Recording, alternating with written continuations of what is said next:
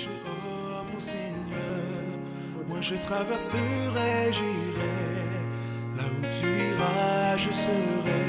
Accompagne-moi, oh papa, moi je veux marcher avec toi, même si le monde est contre moi, peu importe où les emportera, Seigneur.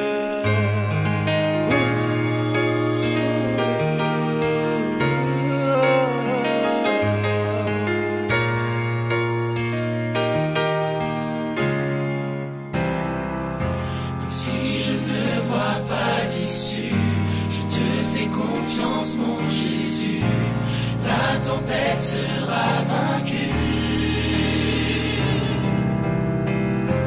Trop de haut et trop de bas, je ne peux rester dans ce cas. Cette tempête sera vaincue. Qu'il vente, qu'il pleuve, ou qu'il neige, oh mon Seigneur, moi je traverserai, j'irai. Je serai, accompagne-moi, oh papa, moi je veux marcher avec toi, même si le monde est contre moi, peu importe où les emportera, Seigneur.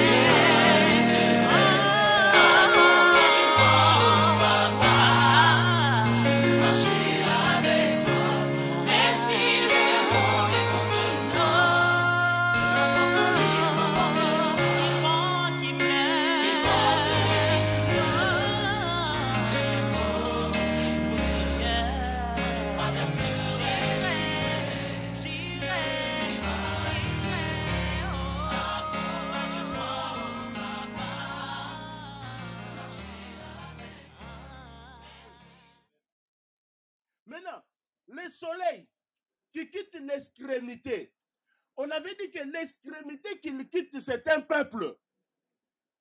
Il quitte l'extrémité pour aller à une autre extrémité. Et là, c'est pour un autre peuple.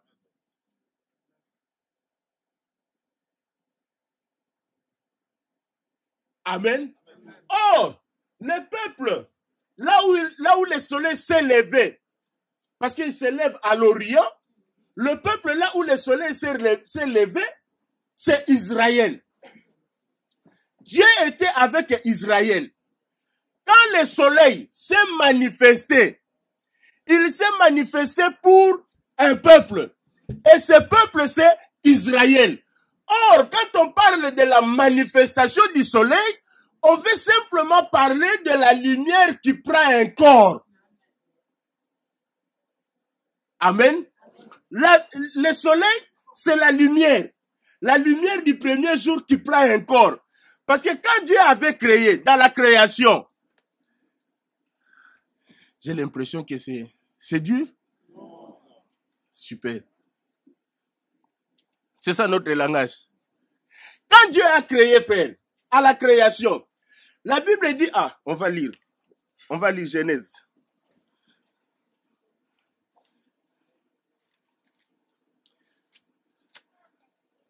J'avais dit qu'on doit lire.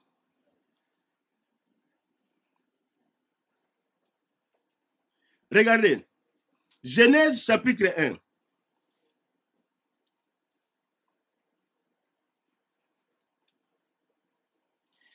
On commence à partir du premier verset. La terre était informe et vide. Il y avait des ténèbres à la surface de l'abîme et l'Esprit de Dieu se mouvait au-dessus des eaux. Dieu dit que la lumière soit et la lumière fut. Amen. Cette lumière qui fut, n'avait pas de forme. Est-ce que vous comprenez? Cette lumière n'avait pas de forme. C'est-à-dire qu'on voit simplement la lumière. Mais d'où vient la lumière? On ne sait pas. La source de la lumière, on ne sait pas. On voit simplement la lumière. Est-ce que vous comprenez ça? Dieu dit que la lumière soit et la lumière fut. On continue. Dieu appela la lumière jour et il appela les ténèbres nuit. Ainsi, il y a un soir et il y a un matin. C'est le premier jour. Amen. Ça, c'était le premier jour. Verset 14. Dieu dit qu'il y ait des luminaires dans l'étendue du ciel pour séparer les jours d'avec les ténèbres. Que ce soit des signes pour marquer les époques, les jours et les années. Et qu'ils servent de luminaires dans l'étendue du ciel pour éclairer la terre, et cela fit ainsi. Dieu fit les deux grands luminaires. Maintenant, la lumière du premier jour, qui n'avait pas de forme là, dans le verset 16, cette lumière qui n'avait pas de forme, Dieu donne maintenant la forme. Dieu fit les deux grands luminaires, le plus grand luminaire pour présider au jour, et le plus petit luminaire pour présider à la nuit. Il fit aussi les étoiles. Dieu les plaça dans l'étendue du ciel pour éclairer la terre, pour présider au jour et à la nuit, et pour séparer la lumière d'avec les ténèbres. Dieu vit que cela était bon. Ainsi, il y a un soir et il y a un matin. Ce fut le 4e jour. Amen. C'est le 4e jour que Dieu sépare maintenant. Il donne la forme à la lumière. Quand on parle de grands luminaires, on veut simplement parler du soleil. Pour présider les jours. Parce que le soleil préside les jours. Et la lune préside, la lune c'est pour la nuit. Amen. Amen.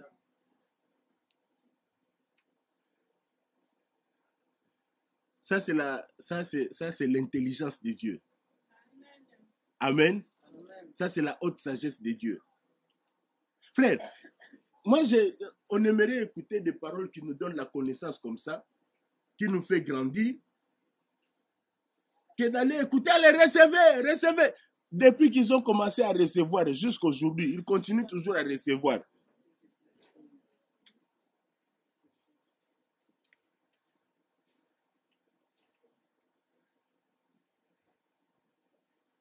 Le grand luminaire pour présider les jours et le petit pour la nuit. Or, la nuit, c'était la lune. Or, quand on parle de la forme de la lumière que Dieu a donnée au 4e jour, on veut simplement parler de la naissance de Jésus-Christ. Lui qui est le véritable soleil. Amen. Lui qui est le véritable soleil, qui était dans sa chambre, parce qu'il sort de sa chambre. Quand il sort de sa chambre, nous avions expliqué que sa chambre, c'était l'éternité. C'était l'éternité, parce que Dieu était dans l'éternité. Avant le commencement du temps, Dieu était dans l'éternité.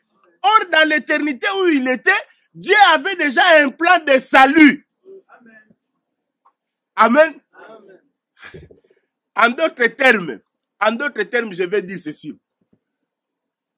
Tout ce qui s'est manifesté, toute la manifestation que nous voyons depuis la création, tout ce qui existe, écoutez-moi très bien, tout ça était déjà dans la pensée de Dieu dans l'éternité. C'est là où nous disons, frère, tel que tu es là, ce n'est pas par hasard que tu existes. Oh. Ce n'est pas par hasard. Tu étais dans la pensée de l'Éternel dans l'éternité. Dieu savait que en telle période, un tel va exister. Est-ce que tu comprends ça? C'est pourquoi je te dis, frère, pour les choses de Dieu, tu n'es pas un étranger. Dieu te connaît. Il te connaît même par ton nom. Voilà pourquoi nous devons être contents, frère. Voilà pourquoi nous devons nous réjouir. Quel que soit le malheur qui arrive dans ta vie, cela ne veut pas dire que Dieu ne te connaît pas. Oh. Frère, est-ce que vous croyez? Regardez. Quand Satan se présente devant Dieu, et Dieu lui pose la question, tu as vu mon serviteur Job? Satan lui dit, non mais Job reste attaché à toi. C'est pourquoi je vous dis, il ne faut pas s'attacher aux biens matériels. Parce que les biens matériels, tu peux avoir ça aujourd'hui et puis demain, ça peut partir. Vous comprenez? Tu as ça aujourd'hui, demain, ça part. Et si tu étais attaché, accroché à ça, quand ça va partir, comment tu vas vivre? Ça sera la catastrophe. Quand Satan dit à Dieu que Job reste attaché à toi parce que tu l'as protégé, qu'est-ce que Dieu lui dit? Va, touche les biens de Job. Tu peux même toucher son corps, mais tu ne vas pas toucher son âme. Amen. Frère, quand nous lisons ça, pour nous c'est facile. C'est facile quand on lit. Mais mets-toi à la place de Job. Est-ce que tu crois? Parce que là, les Écritures ne nous disent pas, et je suis sûr que c'est comme ça, Job n'a même pas été informé. C'est-à-dire que Job n'avait pas cette information-là que la situation que je suis en train de vivre ici, il y a eu une discussion entre Satan et Dieu. Maintenant, là, ce que je suis en train de vivre, c'est parce que Satan veut m'éprouver pour savoir... Non!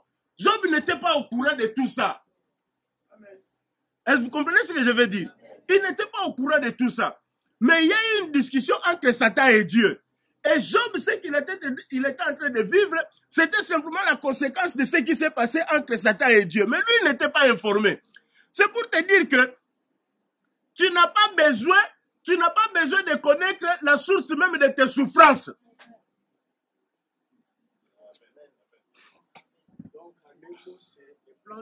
Voilà, frère. Tu as très bien compris, frère Boufi. C'est le plan de Dieu. Est-ce que vous comprenez ça?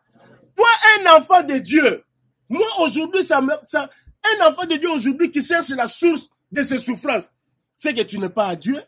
Parce que je vais te dire que le soleil n'est pas seulement un époux. Le soleil, tel que nous l'avons lu dans Psaume 19, le soleil n'est pas seulement un époux, mais le soleil c'est aussi un père. Le soleil c'est aussi un père. Amen. C'est là où nous devons lire. Nous allons lire sa Genèse. Avant, je disais comme ça et puis je passais sans même lire. Maintenant, on va lire.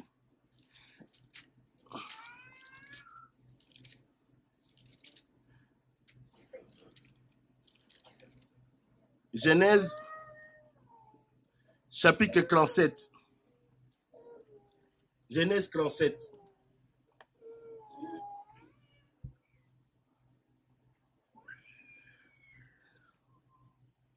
À partir du 5e verset.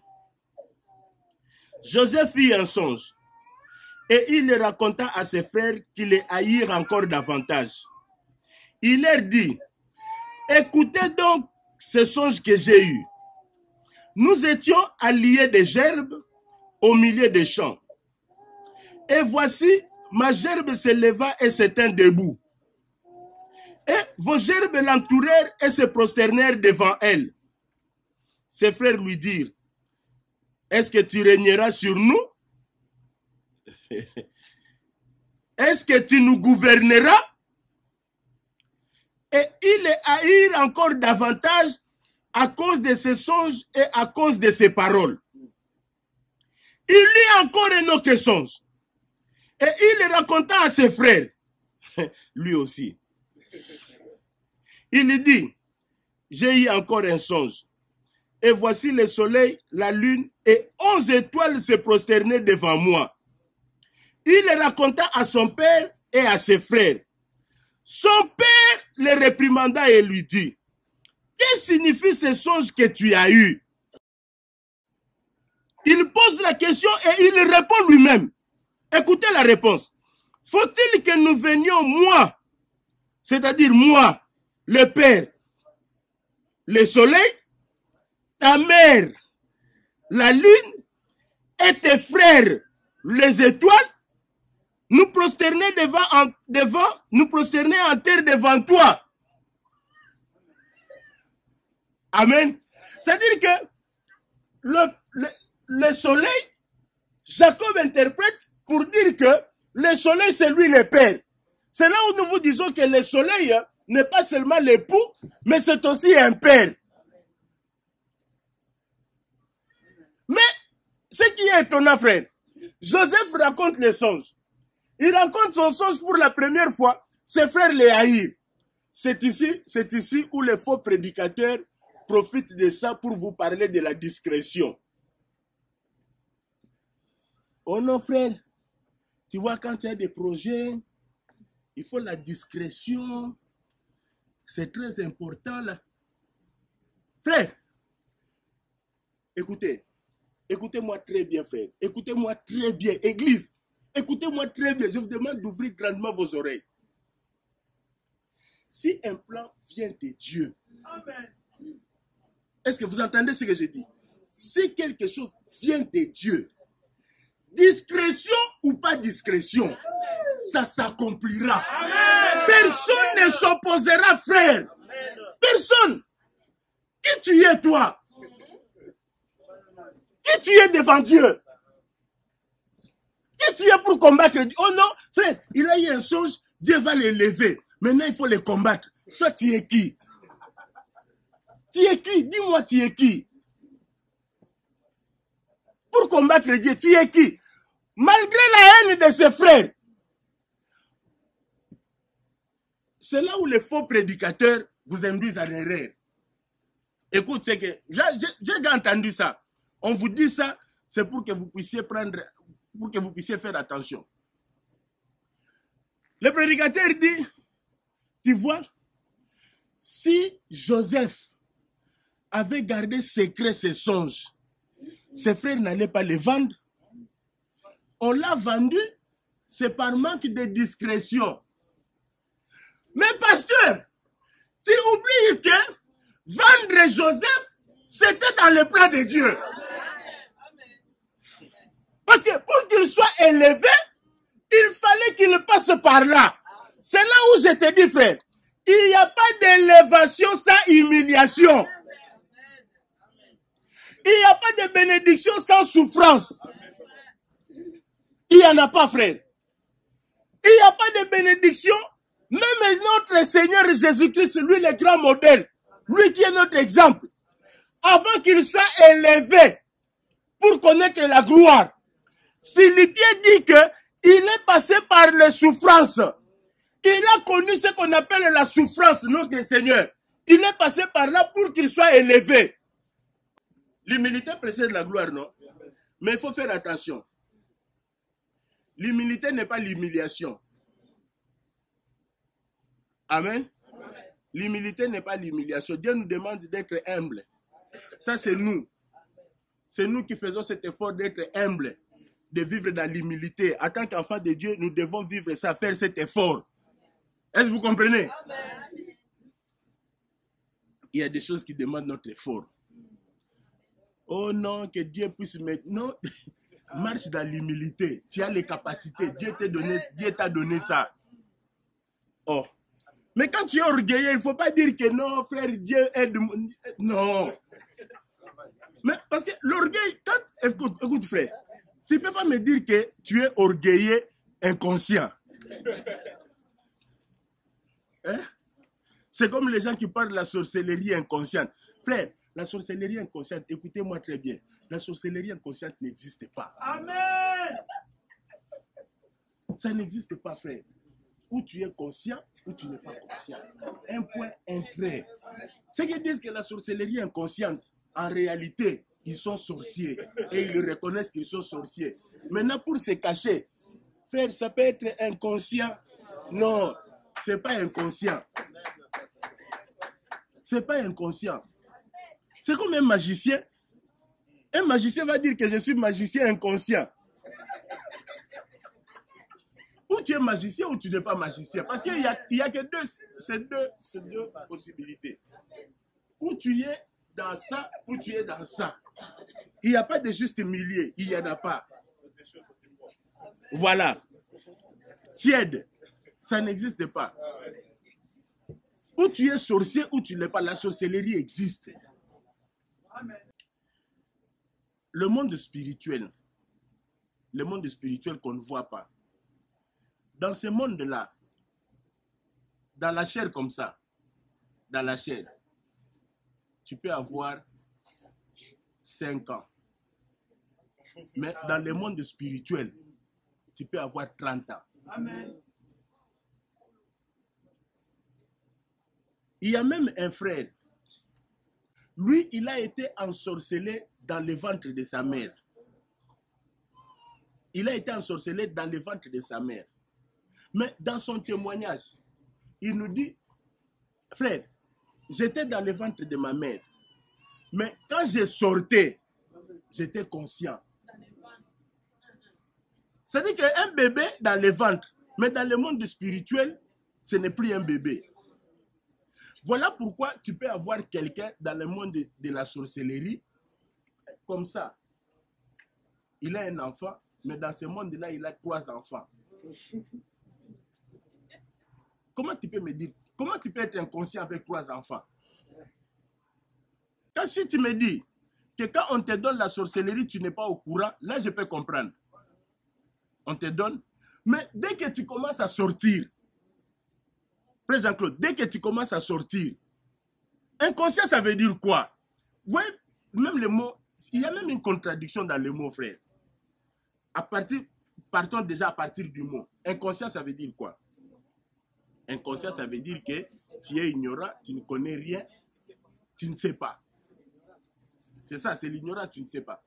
Mais comment, toi qui es inconscient, tu te retrouves dans une fête? Tu te retrouves dans une fête. Le matin, on te pose la question. Non, c'est la sorcellerie inconsciente. Oh, mais tu étais dans la fête comment? Comment est-ce que tu peux être sorcier ignorant? C'est que moi je pose la question. La magie, la sorcellerie, ça existe. Tout ça, ce sont des choses diaboliques. Ça existe. Quand on parle de la sorcellerie, il faut pas simplement voir d'un seul côté, c'est-à-dire les gens qui vont manger les gens. Il ne faut pas seulement voir ça. C'est ça ton problème. Quand tu vois seulement ça. Mais quand on parle de la sorcellerie, c'est plus large. La sorcellerie, par exemple, quelqu'un qui va chez un féticheur pour jeter un mauvais sort à l'autre, c'est la sorcellerie. C'est la sorcellerie. Voilà, c'est pourquoi ces gens-là sont appelés les fils du diable. Ils sont appelés des fils du diable par rapport aux œuvres. Parce que comment est-ce que tu peux faire du mal à ton prochain? Vous comprenez? Faire du mal à son prochain, ça existe. Mais nous avons même des preuves dans la Bible. Caïn a tué son frère. Voilà. Donc tout ça, c'est dans le monde satanique. Est-ce que vous comprenez ça? Tout ça, c'est dans le monde satanique. Voilà pourquoi, quand on dit fils du diable, quand on dit Caïn, fils du diable, c'est là où les gens, les branhamistes sont dans la confusion, frère. Aujourd'hui, les branhamistes sont dans l'erreur parce que pour eux, quand ils disent que Satan, Caïn est le fils de Satan, ils voient Caïn comme fils de Satan biologique. Mais non, on l'appelle le fils de Satan, c'est par rapport aux œuvres. Est-ce que vous comprenez? C'est par rapport aux actes, par rapport aux œuvres. Voilà pourquoi tu peux être avec nous. Mais si tes œuvres ne sont pas de bonnes œuvres, tu es le fils du diable.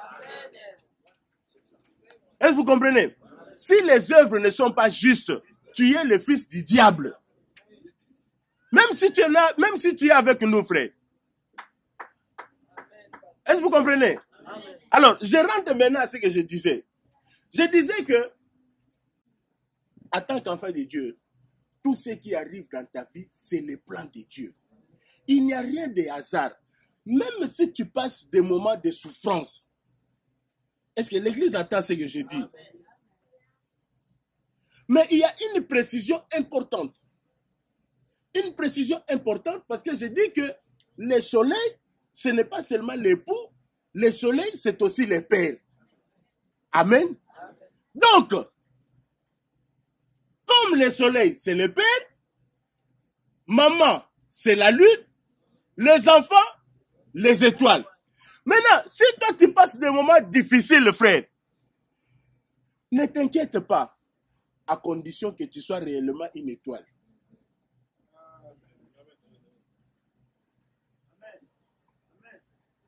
Vous n'avez pas compris. En d'autres termes, en d'autres langages. Parce que quand on est enfant de Dieu, frère, hein, même notre conscience, c'est là où nous revenons encore à la conscience. Frère, tu ne peux pas être inconscient que tu n'es pas enfant de Dieu. Si tu es un enfant de Dieu, sur ton identité, tu n'as même pas de doute sur ton identité, frère. Est-ce que vous comprenez ça? Parce que celui qui a des doutes sur son identité, c'est comme si, physiquement comme ça, tu es l'enfant, tu es fils ou fille de tel. On te pose la question, tu es fille de tel. Oh, ah, je ne sais pas. Mais comment tu peux ne pas le savoir? Tu connais le nom de ton père, non? Est-ce que tu as les doutes sur le nom de ton père? Ou le nom de ta mère? Est-ce que l'Église comprend ce que je dis? C'est là où je dis que si tu es enfant de Dieu, ta conscience, ton esprit, c'est d'ailleurs même l'Écriture qui le dit. Il y a une Écriture qui dit ça. L'Esprit dit à notre esprit que nous sommes réellement enfants de Dieu. C'est-à-dire, si tu es enfant de Dieu, tu n'as pas de doute. En toi, il n'y a pas de doute. S'il arrive des doutes dans ton cœur, pose-toi la question, est-ce que réellement tu es son enfant? Est-ce que vous comprenez? Quand on dit qu'on est enfant de Dieu, de la même manière qu'on reconnaît les enfants du diable par les œuvres, de la même manière on reconnaît les enfants de Dieu par les œuvres. Est-ce que l'Église a compris ce que je dis? De la même manière qu'on reconnaît les enfants du diable, parce que nous avions dit que les enfants du diable, on les reconnaît par les œuvres, n'est-ce pas? De la même manière aussi, les enfants de Dieu, on les reconnaît par les œuvres. C'est par les œuvres. Si tu as encore la haine dans ton cœur, comment tu peux te dire un enfant de Dieu? Tu as encore la rancune dans ton cœur contre ton frère, comment tu peux te dire un enfant de Dieu? Comment c'est possible, frère?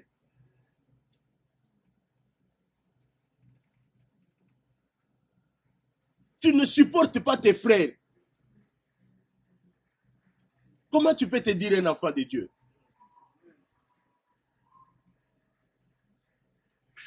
Je vous avais dit que ça, c'est vraiment une famille. Amen. L'église, c'est une famille. Est-ce que vous comprenez ce que je dis? C'est-à-dire que je ne peux pas avoir de problème avec mon frère Boufik. Je ne peux pas. Merci frère, que Dieu te bénisse. Les frères, j'aime quand le frère dit comme ça parce qu'il a dit, il a compris. Il a dit qu'il a compris, c'est fini, ça ne viendra plus. Écoutez frère, c'est-à-dire qu'un enfant de Dieu ne peut pas, frère. C'est-à-dire que tu ne peux pas. Je suis enfant de Dieu, j'ai pris le Seigneur, mais j'ai un problème avec mon frère. Non. Non, frère. Est-ce que l'église comprend ce que je dis? Maintenant, regardez. Je dis que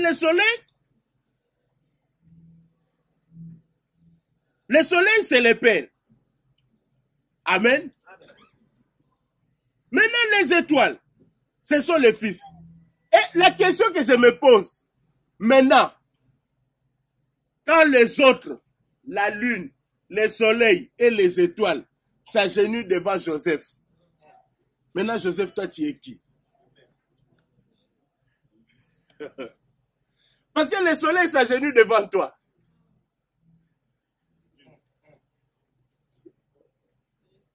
Amen. Mais remarquez que dans l'interprétation, dans le songe, quand Joseph donne le songe, parce qu'ils étaient 12. Amen. Ils étaient 12. Maintenant, quand il donne le songe, dans son songe, au lieu de dire 12, il parle de 11. C'est-à-dire, 12e étoile, c'était lui. 12e étoile, c'était lui. Oh! Joseph n'était que l'ombre du véritable étoile. Le véritable étoile, c'est Jésus-Christ. Voilà pourquoi l'écriture dit dans 2 Pierre. Maintenant, vous allez voir l'écriture. Qu'est-ce que 2 Pierre dit?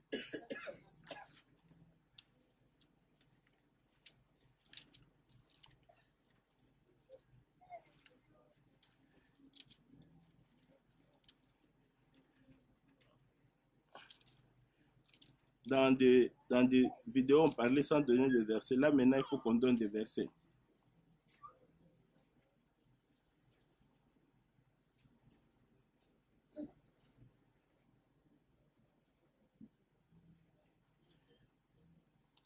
Je suis dans 2 Pierre. 2 Pierre, chapitre 1.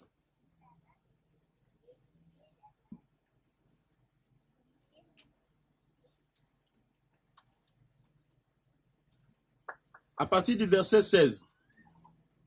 2 Pierre, chapitre 1. À partir du verset 16. Ce n'est pas en effet en suivant des fables habilement conçues que nous vous avons fait connaître la puissance et l'avènement de notre Seigneur Jésus-Christ, mais c'est comme ayant vu sa majesté de nos propres yeux. Car il a reçu de Dieu le Père honneur et gloire, quand la gloire magnifique lui fit entendre une voix qui disait « Celui-ci est mon fils bien-aimé, en qui j'ai mis toute mon affection. » Et nous avons entendu cette voix venant du ciel lorsque nous étions avec lui sur la sainte montagne. Et nous tenons pour d'autant plus certaine la parole prophétique à laquelle vous faites bien de prêter attention comme à une lampe qui brille dans un lieu obscur jusqu'à ce que le jour vienne apparaître et que l'étoile du matin s'élève dans vos cœurs. C'est que Jésus-Christ, Joseph, c'est l'image de Jésus-Christ. Lui aussi, c'est aussi une étoile. L'étoile levant. Amen. L'étoile qui amène la lumière dans nos cœurs, c'est Jésus-Christ. C'est-à-dire que quand il amène la lumière dans nos cœurs brillent. C'est aussi un langage. Ça veut simplement dire que quand Jésus-Christ, qui est la lumière, écoutez très bien, frère, écoutez très bien. Quand on parle de Jésus-Christ comme soleil, comme lumière, ce n'est pas cette lumière. Cette lumière nous enseigne le véritable lumière. Oh, vous n'avez pas compris. La lumière ici nous enseigne sur la véritable lumière. Mais c'est ce que nous avons lu dans Psaume. Les jours nous enseignent notre jour.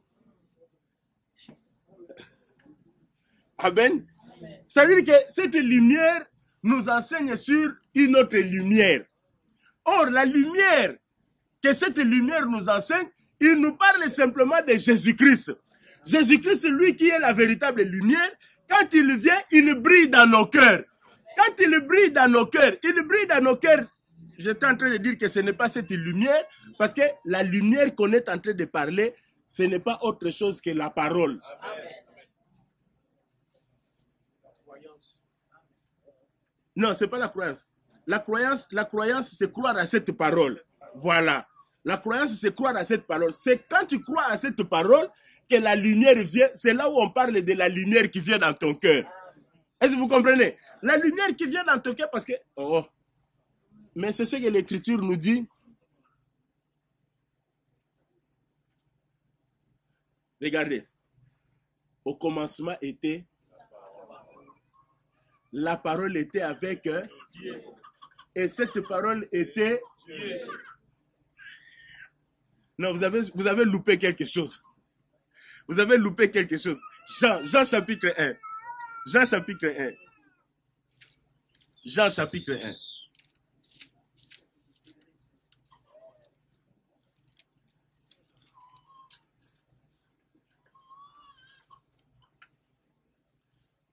Jean chapitre 1. Premier verset. Écoutez. Au commencement, vous avez trouvé?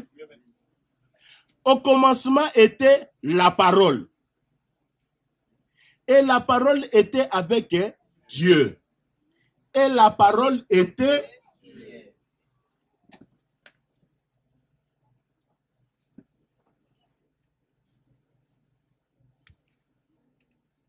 Regardez.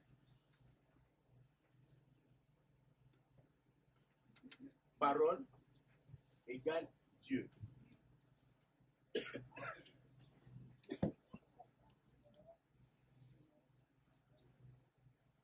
C'est là où nous vous disons, frère.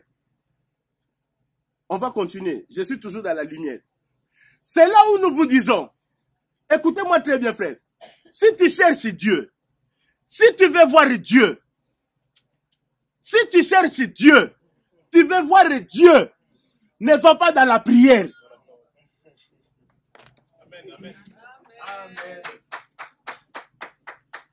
Si tu cherches Dieu, tu veux voir Dieu, va dans la parole. Amen.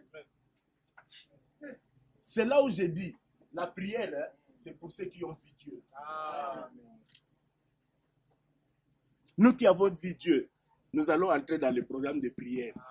Parce que la prière, c'est pour nous. Toi qui n'as pas vu Dieu, tu vas prier qui? Tu ne l'as pas vu, qui tu vas prier? Qu'est-ce que tu vas lui demander? Maintenant, regardez, la parole, c'est Dieu. Ça, c'est Jean chapitre 1. On continue. Verset 2. Elle était au commencement avec Dieu.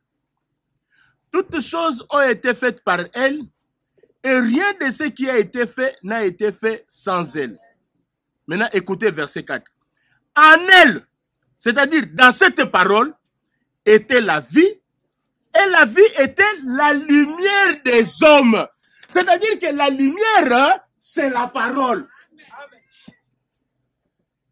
La lumière, frère, c'est la parole. Oh non, frère, moi je suis dans la lumière parce que je vis en songe. Je vis en songe une lumière. Même si tu as vu cette lumière t'entourer, si tu n'as pas la parole, tu es dans les ténèbres. Et vous comprenez ça, frère? Oh frère, moi je vis en vision. Même si tu as vu des visions, si tu n'as pas la parole, tu es dans les ténèbres. Parce que la parole, c'est la lumière. La parole, c'est Dieu. Si tu veux être dans la lumière, il faut être dans la parole. Celui qui est dans la parole, c'est celui-là qui est dans la lumière. Tu ne peux pas être dans la lumière et ne pas être dans la parole. Ou tu ne peux pas être dans la lumière et refuser la parole. Si tu refuses la parole, c'est que tu es dans les ténèbres. Or, quand on parle de la parole, je ne parle pas de la Bible.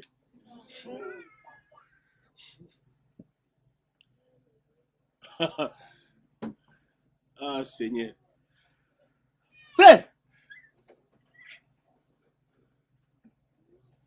Regardez. Quand on parle de la parole, qui est la lumière,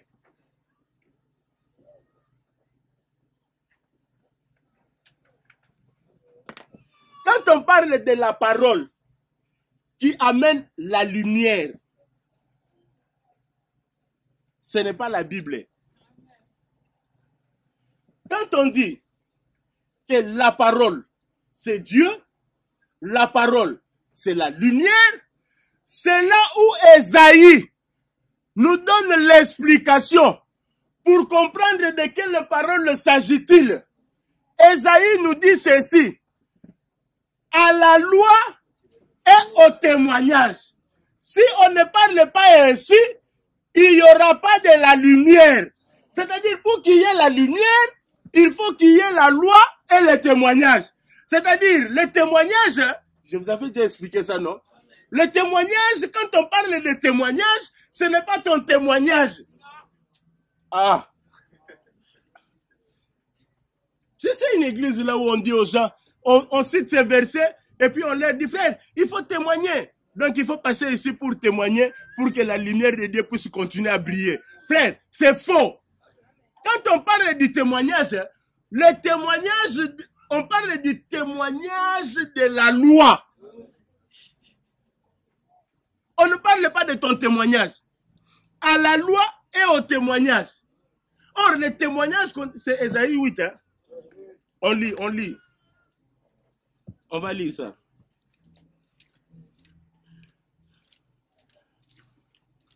Je vous avais dit que il faut qu'on lise parce que même pour nos frères qui vont voir sur Internet, comme ça ils sauront que tout ce qu'on dit, c'est sur base des Écritures.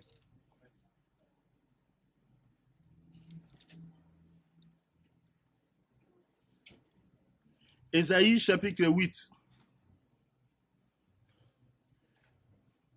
On commence à partir du verset 19.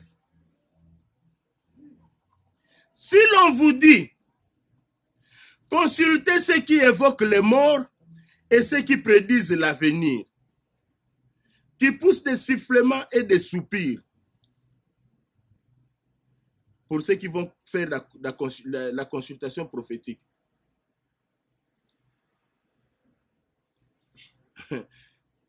Est-ce que l'église avait été avec moi? Pour ceux qui sont dans des consultations prophétiques, écoutez-moi.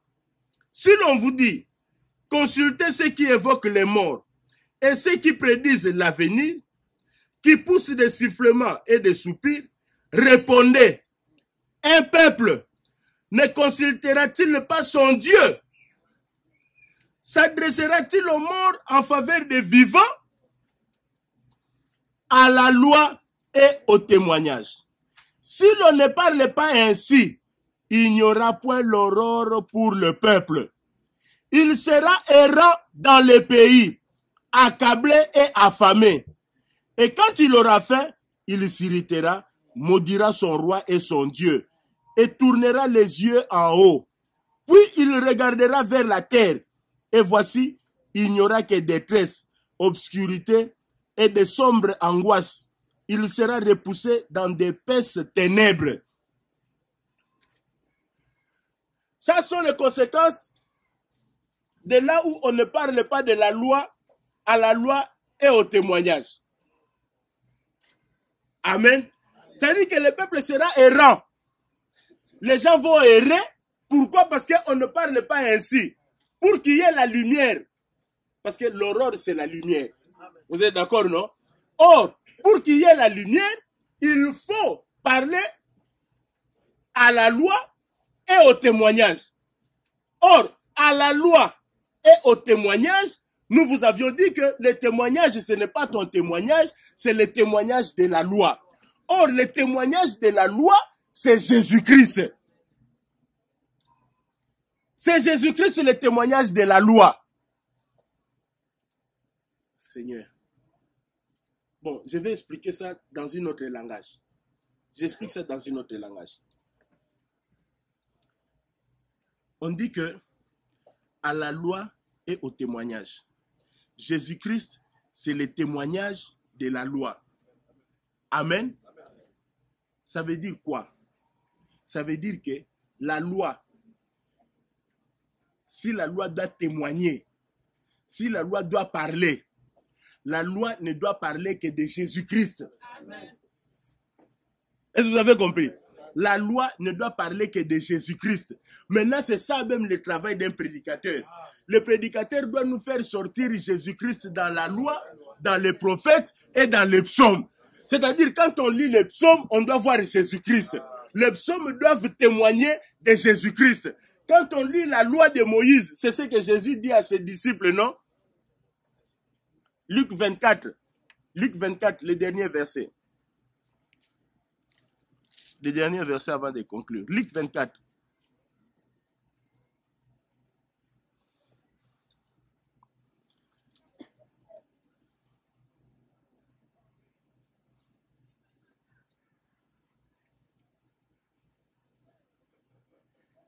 Verset 36, on commence à partir du 36e verset. Tandis qu'il parlait de la sorte, lui-même se présenta au milieu d'eux et leur dit, « La paix soit avec vous. » Saisi de frayeur et d'épouvante, ils croyaient voir un esprit. Mais il leur dit, « Pourquoi êtes-vous troublés? Et pourquoi pareille pensée s'élève-t-elle dans vos cœurs? Voyez mes mains et mes pieds. C'est bien moi. Touchez-moi et voyez. Un esprit n'a ni chair ni os, comme vous voyez que j'ai. » Et en disant cela, il leur montra ses mains et ses pieds. Comme dans leur joie, ils ne croyaient point encore et qu'ils étaient dans l'étonnement, il leur dit, « Avez-vous ici quelque chose à manger? » Ils lui présentèrent du poisson rôti et un rayon de miel. Il en prit et il en mangea devant eux.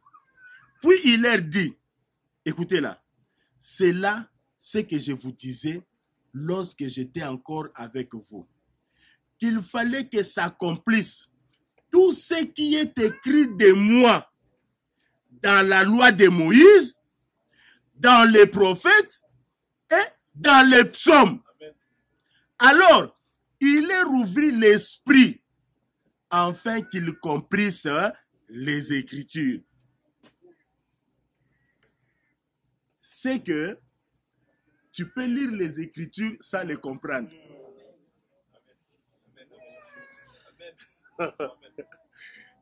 C'est là où nous disons, si tu lis les Écritures sans les comprendre, tu n'as pas la parole, tu n'as pas la lumière.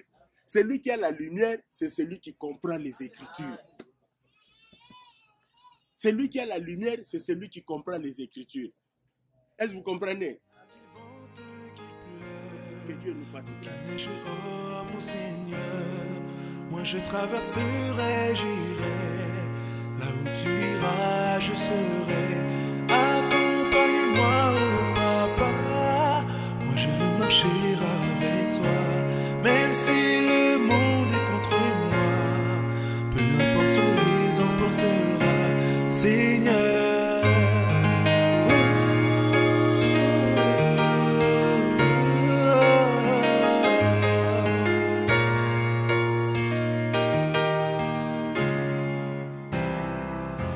Si je ne vois pas d'ici